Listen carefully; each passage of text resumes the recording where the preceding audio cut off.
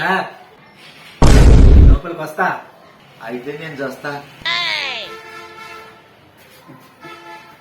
Sir బాగున్నారా? నువ్వు వచ్చావుగా, ఇంకేం బాగుంటాం. మీ బాధ ఏంటో నాకు తెలుసు. శుక్రవారం అని చెప్పి డబ్బు లేకుండా పోయాగా. ఎదుటివాడి బాధలను కూడా పట్టించుకుంటా మా నాయనే.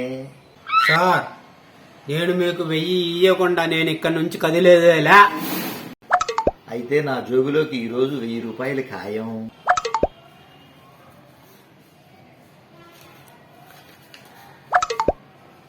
ఒకటి 2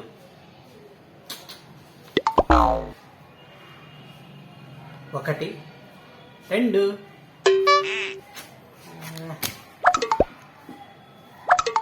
1 2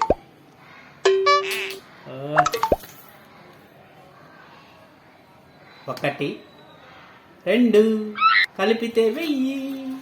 నీ దుంపదేగా ఎన్నిసార్లు ఇచ్చినా 1000 రూపాయలేరా నాయనా, అది ఇట్టా ఇయ్యి.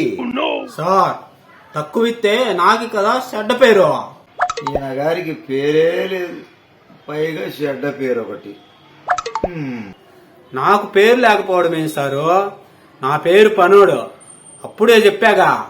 నువ్వెంత పనోడు నాకు బాగా తెలుసు. డబ్బులు ఇవ్వకుండానే ఉత్తమాటలు చెప్తా ఉన్నావు.